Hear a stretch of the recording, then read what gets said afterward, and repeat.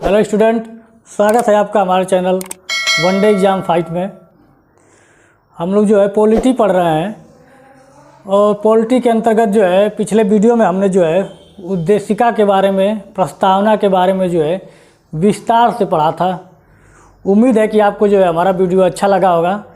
यदि हमारा वीडियो आपको अच्छा लगता है तो उसको सब्सक्राइब, लाइक, कमेंट ज़रूर कीजिए। और उद्देशिका के महत्व को हमने पिछले वीडियो में जो है विस्तार से चर्चा किया था। आज हम लोग देखेंगे, आज का जो टॉपिक है हमारा, उद्देशिका की प्रमुख शब्दावली, यानी कि जो उद्देशिका में जो प्रमुख शब्द हैं वो बहुत ही इम्पॉर्टेंट है और उन शब्दों का जो है अलग अलग अर्थ है। क्योंकि जब तक उन शब्दों के अर्थ आप सही नहीं समझे, मायने नहीं समझेंगे, जब भी आप पॉलिटी पढ़ेंगे और वो शब्द आएंगे तो आपको जो है दिक्कत आएगी। इसलिए जो प्रस्तावना के जो मुख्य शब्द हैं उनके बारे में, उनका क्या सही अर्थ होता है, ये जानना आपके लिए बहुत आवश्यक है, ताकि बार बार जब पॉलिटी पढ़ेंगे और उन शब्दों का बार बार सामना होगा आपसे, तो आप उसका अगर सही अर्थ नहीं जानते हैं तो आपको जो है बार बार दिक्कत आएगी। और कभी कभी सीधे इन शब्दों को उठाकर जो है क्वेश्चन पूछ लेता है एग्ज़ाम में, और उच्च एग्ज़ामों में भी, जैसे पीसीएस यूसीएस में भी कई बार, आईएएस जैसे कई एग्ज़ामों में पूछा हुआ है। तो यहाँ पर हम लोग देखेंगे उद्देशिका की शब्दावली। पहला शब्द है संपूर्ण प्रभुत्व संपन्न या संप्रभुता। अब ऐसे शब्द आ जाते हैं तो लड़के कंफ्यूज जाते हैं कि इसका क्या मतलब होता है। बहुत सीधा साधा इसका अर्थ होता है, लेकिन जब तक आपको पता नहीं रहेगा आप उसका जो है मीनिंग नहीं समझ पाएंगे और आपको आगे बहुत दिक्कत होगी। तो यहाँ पे देखेंगे संपूर्ण प्रभुत्व संपन्न या संप्रभुता शब्द का क्या तात्पर्य है। भारत अपने बाह्य तथा आंतरिक निर्णय लेने में पूर्णतः स्वतंत्र है, किसी भी बाहरी शक्ति के नियंत्रण में नहीं है। भारतीय संविधान भारत के लोगों द्वारा ही निर्मित है।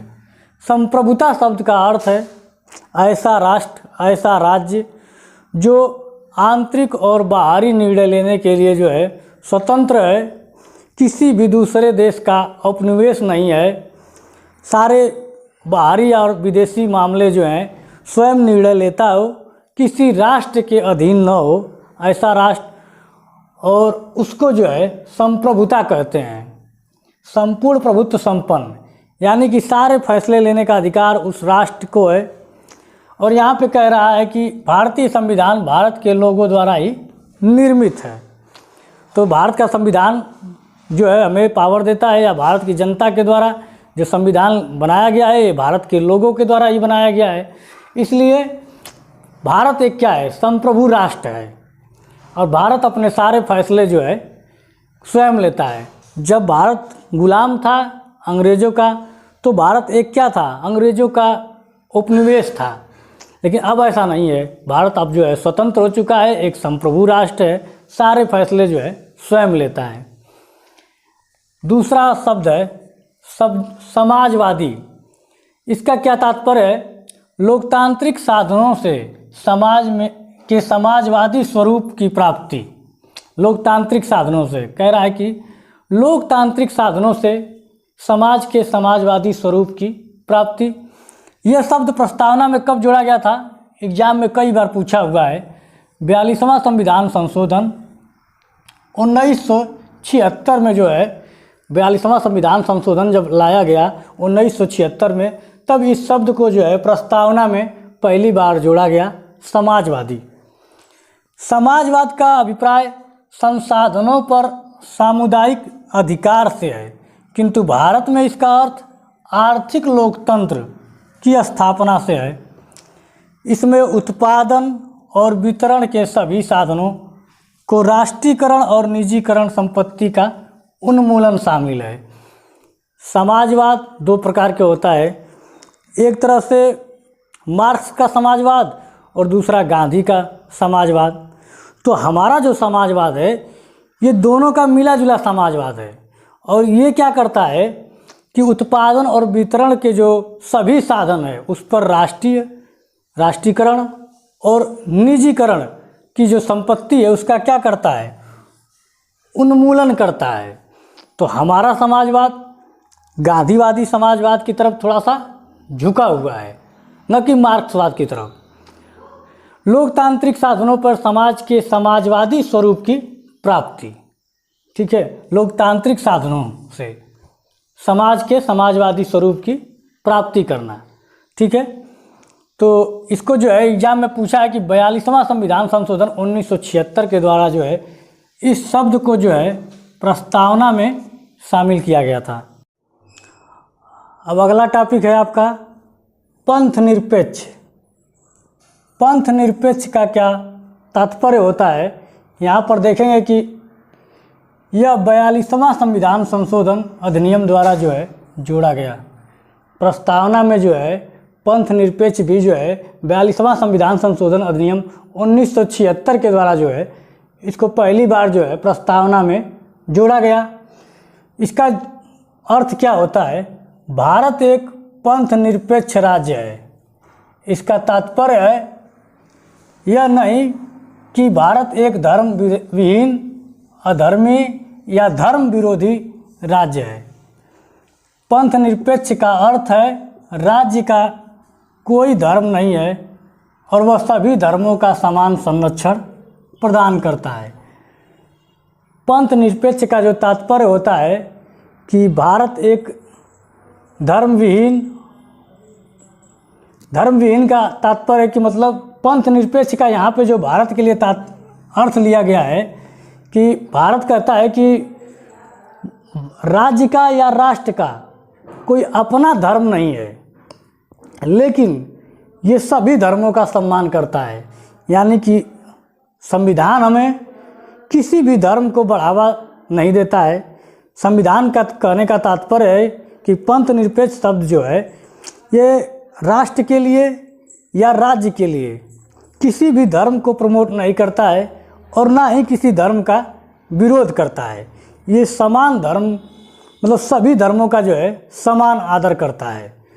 यानी कि अब इसका तात्पर्य पंथ निरपेक्ष का कोई राज्य का अपना कोई निजी धर्म नहीं है कि सरकार या राज्य या राष्ट्र किसी भी धर्म को नहीं कहता है कि ये सरकार के द्वारा प्रमोट धर्म है।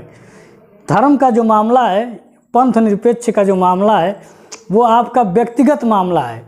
कोई भी नागरिक अपना जो है धर्म इच्छानुसार किसी भी धर्म को स्वीकार कर सकता है।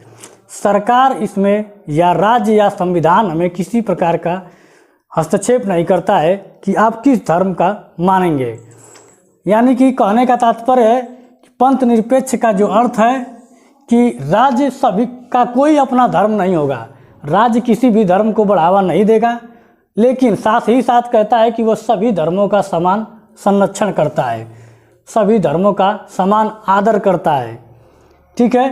अब पंथ निरपेक्ष का मतलब है अब यहाँ पर मतलब सरकार या राष्ट्र या राज्य या संविधान हमें किसी भी व्यक्तिगत किसी एक धर्म को मान्यता नहीं देता है। तो इसका मतलब ये नहीं है कि पूरे देश के लोग जो है या मतलब अधर्मी हैं या धर्म को नहीं मानने वाले हैं या धर्म विरोधी हैं। नहीं, संविधान कहता है कि किसी एक धर्म को बढ़ावा नहीं दे सकते, यहाँ पे सभी धर्मों का समान आदर है। ठीक है। मतलब सरकार या संविधान हमें जो है इसकी इजाज़त नहीं देता कि आप सरकार जो है किसी एक धर्म को बढ़ावा दे। सीधा सीधा मतलब ये है इसका। ठीक है। अब बहुत ही महत्वपूर्ण है ये कोई टॉपिक, क्योंकि एग्जाम में जो है कई बार ये पूछा हुआ है। सबसे पहले तो यही पूछ लेता है कि संविधान में पंथ निरपेक्ष शब्द जो है कब जोड़ा गया था, किस संविधान संशोधन द्वारा जोड़ा गया था। तो 42वां संविधान संशोधन के तहत 1976 में पहली बार इसको जोड़ा गया था। अगला टॉपिक है गणराज्य। गणराज्य शब्द का क्या मतलब होता है। लोकतंत्र और गणराज्य दोनों का अलग अलग अर्थ होता है, दोनों के अलग अलग अपने मायने हैं। तो गणराज्य शब्द का क्या है, भारत एक गणराज्य है, अर्थात भारत का जो राष्ट्राध्यक्ष है, राष्ट्राध्यक्ष कौन है, महामहिम राष्ट्रपति, भारत का जो राष्ट्राध्यक्ष है निर्वाचित होगा, न कि ब्रिटिश शासक की तरह वंशानुगत। कहने का तात्पर्य है कि भारत का जो राष्ट्राध्यक्ष होगा, जो भारत का राष्ट्र प्रमुख होता है यानी कि राष्ट्रपति, उसका निर्वाचित होगा जनता के द्वारा, अप्रत्यक्ष रूप से कह लीजिए जनता के प्रतिनिधियों के द्वारा जो है चुना जाता है, और न कि ब्रिटेन की तरह उनका जो क्या है राष्ट्र प्रमुख है वो वंशानुगत है, जो वहाँ का सम्राट होता है वही उसका जो है राष्ट्र प्रमुख होता है। हमारे यहाँ ऐसा नहीं है। भारत में वंश परंपरा से कोई भी शासक नहीं होता है, और राज्य के सभी राजनीतिक प्राधिकारी प्रत्यक्ष रूप से जनता द्वारा निर्वाचित होते हैं। कह रहा है कि भारत में जो है वंश परंपरा से आधार पर कोई भी राजनीतिक प्राधिकारी का जो है राजनीतिक प्राधिकारी जो होता है वो कोई भी जो है नहीं होगा वंश के आधार पर। हमारे यहाँ कोई भी राजनीतिक छोटा मोटा जो पद है, राजनीतिक पद है, उन सभी के लिए क्या है चुनाव होता है, और जनता के द्वारा जो है चुनाव होता है प्रत्यक्ष रूप से, तभी जाकर जो है ये सीटें मिलती है। तो गणराज्य का सीधा सीधा अर्थ है कि भारत का कोई भी राजनीतिक जो पद है वो जनता के द्वारा जो है प्रत्यक्ष रूप से क्या है निर्वाचित किया जाता है। इसमें जो है वंशानुगत नहीं होता है, ठीक है। और पहली बात कि भारत का जो प्रमुख होता है वो राष्ट्राध्यक्ष, उसका जो है निर्वाचन होता है वो वंश के आधार पर नहीं होता है, ठीक है। यहाँ पे तुलना किया है ब्रिटेन से कि ब्रिटेन का जो राष्ट्राध्यक्ष होता है वो वंशानुगत के आधार पर होता है, और हमारे यहाँ ऐसा नहीं है। तो गणराज्य का जो है सीधा सीधा अर्थ है आपका। अब अगला पॉइंट है आपका लोकतांत्रिक। लोकतांत्रिक शब्दावली का जो है क्या सही अर्थ होता है उसके बारे में यहाँ पे देखेंगे। लोकतांत्रिक पद का तात्पर्य यह है कि केवल उन्हीं शासकों को सरकार चलाने का अधिकार है जो लोगों के द्वारा निर्वाचित है। लोकतंत्र की सर्वोच्च शक्ति जनता के हाथों में होती है। लोकतांत्रिक शब्द का जो सही अर्थ है, आपने जो है एक कोड सुना होगा लोकतंत्र। अब्राहम लिंकन ने कहा था कि जनता के लिए जनता के द्वारा जनता का शासन, इसी को जो है सही लोकतंत्र कहते हैं। तो लोकतंत्र का तात्पर्य होता है कि केवल उन्हीं शासकों का, मतलब यहाँ पे जो है हमारे जो विधायक मंत्री सांसद हैं, सेवक भी कह सकते हैं, यहाँ पे अपने आप को जो है नेता लोग सेवक ही कहते हैं अक्सर, तो यहाँ शासकों की जगह सेवक भी कह सकते हैं। तो केवल उन्हीं सेवकों को सरकार चलाने का अधिकार है जो लोगों के द्वारा जो है निर्वाचित होते हैं। कहने का मतलब कि लोकतंत्र का सही मायने में अर्थ यह है कि जनता जिसे चुनकर जो है, जनता जिसको जो है सुप्रीम बनाकर सरकार चलाने के लिए जो है भेजती है। यानी कि कोई व्यक्ति यहाँ वंश के आधार पर जो है अपने आप को जो है शासक मंत्री नहीं घोषित कर सकता है। यहाँ पर जनता के द्वारा जो है चुना हुआ कोई भी विधायक सांसद होता है जो लोगों के द्वारा चुना हुआ हो, और वही जाकर जो है संसद में बैठकर हमारे लिए यानी जनता के लिए जो है नियम और कानून बनाता है। यानी कि लोकतांत्रिक शब्द का अर्थ जनता के द्वारा जनता के लिए खुद बनाया गया कानून, मतलब जनता खुद चुनकर प्रतिनिधि भेजती है और वही प्रतिनिधि संसद में बैठकर हमारे लिए ही क्या है कानून बनाते हैं। वो अलग बात है, अपने लिए सही और जनता के लिए उतना कल्याणकारी न बनाते हैं, उसकी अलग बात है, क्योंकि अपने लिए वो ज़्यादा फायदा देखते हैं। लेकिन यहाँ पे लोकतंत्र का मतलब है कि मतलब जनता के द्वारा चुना हुआ कोई व्यक्ति जो संसद में जाकर जनता के लिए ही कानून बनाए, ऐसा शासक, उसको जो है लोकतंत्र सरकार कहते हैं या लोकतंत्र का सही अर्थ कहते हैं। और लोकतंत्र में जो असली शक्ति है जनता के हाथों में है। 5 साल तो वो बैठ के अपना मनमानी कर सकते हैं, लेकिन फिर जो है 5 साल बाद जनता क्या करती है, उनको गद्दी से उतार कर कोई दूसरा प्रतिनिधि जो है भेजती है। अगला पॉइंट है आपका सामाजिक न्याय। सामाजिक न्याय 3 प्रकार के होते हैं। आप प्रस्तावना में देखेंगे तो न्याय 3 प्रकार की बात की गई है, सामाजिक न्याय, आर्थिक न्याय और राजनीतिक न्याय। तीनों न्याय बहुत महत्वपूर्ण है। सामाजिक न्याय का तात्पर्य क्या है कि यह न्याय कल्याणकारी राज्य का मूल तत्व है। कल्याणकारी राज्य का मूल तत्व है जो कि कृत्रिम आधार पर विभेद को निषेध करता है, जैसे अस्पृश्यता का उन्मूलन।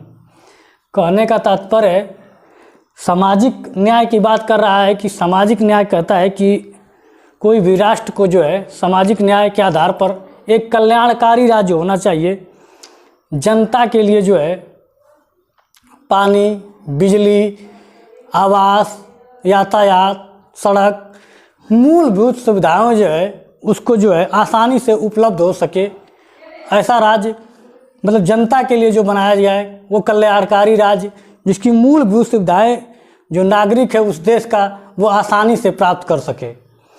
उसको जो है उसके साथ जो है विभेद, कृत्रिम आधार पर विभेद को निषेध करता है।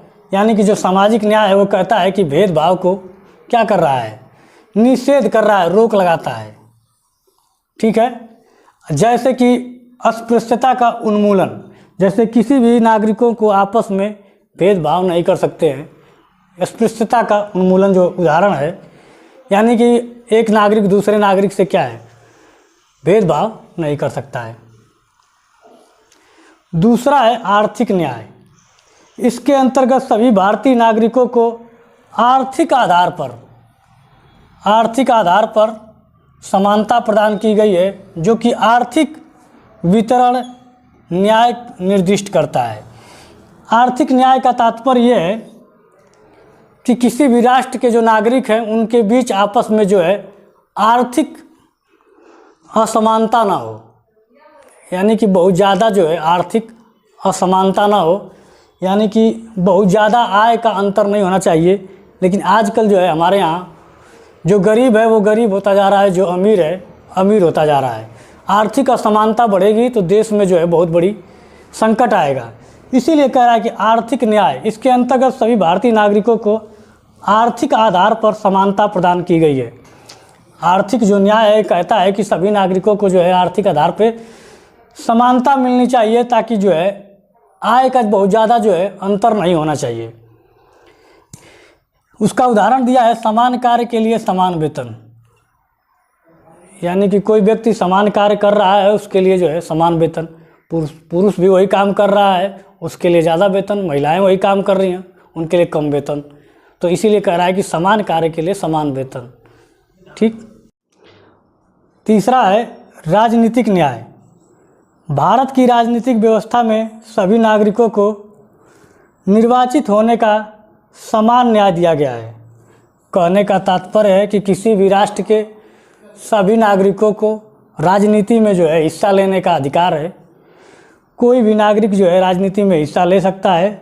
सभी नागरिकों को जो है समान अधिकार मिला हुआ है, किसी को जो है इससे वंचित नहीं किया जा सकता है। उसी को कह रहा है राजनीतिक व्यवस्था ऐसी होनी चाहिए जिसमें जो है प्रत्येक नागरिक जो है उसमें भाग ले सकता है। इसी को जो है राजनीतिक न्याय कहते हैं। यानी कि राजनीतिक न्याय सभी नागरिक जो है अपने अधिकारों का प्रयोग करके जो है संसद तक पहुंच चुके और अपने ही लोगों के लिए जो है कानून बनाने में क्या है मदद कर सके। इसको जो है राजनीतिक न्याय कहते हैं। अब अगला पॉइंट है आपका स्वतंत्रता। स्वतंत्रता विचार, विश्वास, अभिव्यक्ति, धर्म और उपासना। आपके संविधान की प्रस्तावना में 5 प्रकार के स्वतंत्रता की बात की गई है। विचार, विश्वास, अभिव्यक्ति, धर्म और उपासना की स्वतंत्रता। यहाँ पर देखेंगे प्रस्तावना में नागरिक के विचार, अभिव्यक्ति, विश्वास, धर्म और उपासना की स्वतंत्रता प्रदान की गई है और इसका हनन होने पर सीधे न्यायालय का दरवाज़ा खटखटाया जाता है। कह रहा है कि संविधान में 5 प्रकार की स्वतंत्रता की बात की गई है। एग्ज़ाम में यूपीएससी में आईएएस में पूछा गया था प्री वाले क्वेश्चन में कि कितने प्रकार की स्वतंत्रता का जिक्र किया गया है प्रस्तावना में, कितने प्रकार का न्याय की बात की गई है संविधान की प्रस्तावना में, कूट करके देता है। तो आप समझ लीजिए कि 5 प्रकार की स्वतंत्रता होती है जो प्रस्तावना में दिया गया है। विचार, विश्वास, अभिव्यक्ति, धर्म और उपासना, ये 5 प्रकार की स्वतंत्रता है। यानी कि संविधान हमें अपनी बात रखने के लिए, अपना विचार रखने के लिए पूरी आज़ादी देता है। हमारा विश्वास, किस में हम आस्था रखते हैं, किस में विश्वास करते हैं, और अभिव्यक्ति, बोलने की आज़ादी, हम किसी भी मंच से कहने का तात्पर्य है कि अपनी बातों को रख सकते हैं। ये नहीं कि हम मंच पर किसी को गाली गलौज करने लगे या दूसरे को जो है अलग भाषा का प्रयोग करने लगे। अभिव्यक्ति की आज़ादी का मतलब है कि हम अपनी बात जो है रख सकते हैं सरकार के सामने, किसी भी मंच से, जनता के बीच। धर्म और उपासना, धर्म यानी कि वही पूजा पाठ, हमको किसी भी धर्म में पूजा पाठ करने की जो है स्वतंत्रता है। भारत का नागरिक किसी भी, चाहे वो हिंदू, मुस्लिम, सिख, ईसाई, जैन, बुद्धिज़्म, किसी भी धर्म में आस्था रख सकता है। इसकी पूरी छूट उसे भारत का संविधान देता है।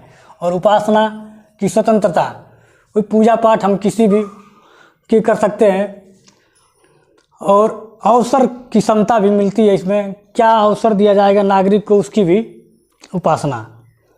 कहने का तात्पर्य है कि 5 प्रकार की स्वतंत्रताएं हैं और ये हमको जो है स्वतंत्रता हमारा संविधान की प्रस्तावना में दिया गया है कि किसी भी नागरिक को जो ये 5 प्रकार की स्वतंत्रता का अगर हनन होता है तो उसे सीधे न्यायालय में जाकर जो है इसमें जो है दरवाज़ा खटखटा सकता है या सीधे अपने न्यायालय में अपने अधिकारों के हनन के लिए जो है सीधे न्यायालय में जा सकता है।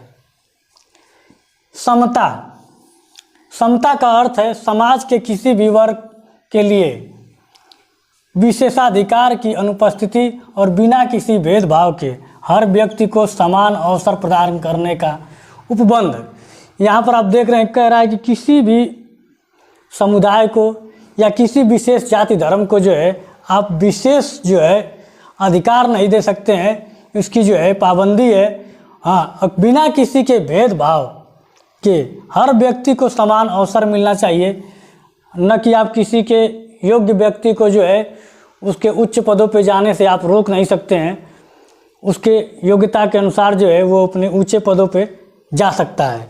आप समता का तात्पर्य है कि किसी भी नागरिक के साथ भेदभाव नहीं करेंगे और उसके समान अवसर प्रदान किया जाएगा।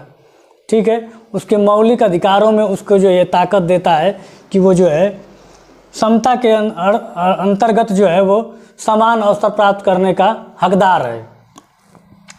बंधुता, बंधुता का सीधे सीधे अर्थ होता है भाईचारा की भावना। हिंदू मुस्लिम भाईचारे की भावना, सिख ईसाई भाईचारे की भावना। संविधान एकल नागरिकता के एक तंत्र के माध्यम से भाईचारे की भावना को प्रोत्साहित करता है। बंधुता 2 बातों को सुनिश्चित करती है, पहला व्यक्ति की गरिमा और दूसरा देश की एकता और अखंडता। कहने का तात्पर्य है कि भारत के नागरिकों के बीच जितना अच्छा आपसी तालमेल होगा उतना ही देश जो है आपसी भाईचारे में बधा रहेगा और देश उतना ही उन्नति के मार्ग पे, विकास के मार्ग पे चलता रहेगा। यानी कि और यहाँ पे बता रहा है कि एकल नागरिकता जो है हमारे जो संविधान की विशेषताओं में जो एकल नागरिकता की बात की गई है, ये एकल नागरिकता जो है सभी के लिए एक भाईचारे की भावना जो है प्रोत्साहित करता है। और 2 बातों में बंधुता को बता रहा है कि एक तो व्यक्ति की गरिमा और दूसरा देश की एकता और अखंडता को बनाने में भी जो है क्या है मजबूती मिलता है। यानी बंधुता देश की एकता और अखंडता को जो है बनाए रखने में जो है बहुत महत्वपूर्ण है।